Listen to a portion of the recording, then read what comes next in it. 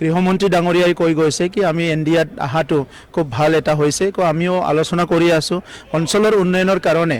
এনডিএত থাকি পেলাই আমি কাম কৰিব লাগিব গতিকে পৰৱৰ্তী সময়ত এই কথাবিলাক আগুৱাই নিয়াৰ কাৰণে আমাৰ দলৰ মাজত আৰু এনডিএৰ যিবিলাক লিড অৰ্গেনাইজেশ্যন আছে তেখেতসকলৰ মাজত আলোচনা নাই এতিয়ালৈকেতো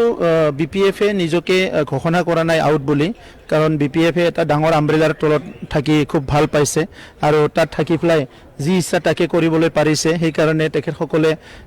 বহুত কিবা কিবি হৈ যোৱাৰ পিছতো এতিয়া খামুচি আছে ইফালে তেখেতসকলে অন্য দলৰ লগত কথা পাতি আছে আৰু এনডিএটো তেখেতসকলে আছে গতিকে ৰাজনীতিৰ যিটো ষড়যন্ত্ৰ বা ৰাজনীতিৰ যিটো ডিচিশ্যন সেইটো তেখেতসকলে নিজৰ মতে কৰিব সেইটো আমি নাজানো কিন্তু আমাৰ কথা স্পষ্ট আমি পৰিৱৰ্তন বিচাৰোঁ শান্তি নিৰাপত্তা বিচাৰোঁ আৰু এটা সুস্থ এটা ৰাজনৈতিক বাতাবৰণৰ মাজত ৰাইজক আগুৱাই লৈ যোৱাটো আমি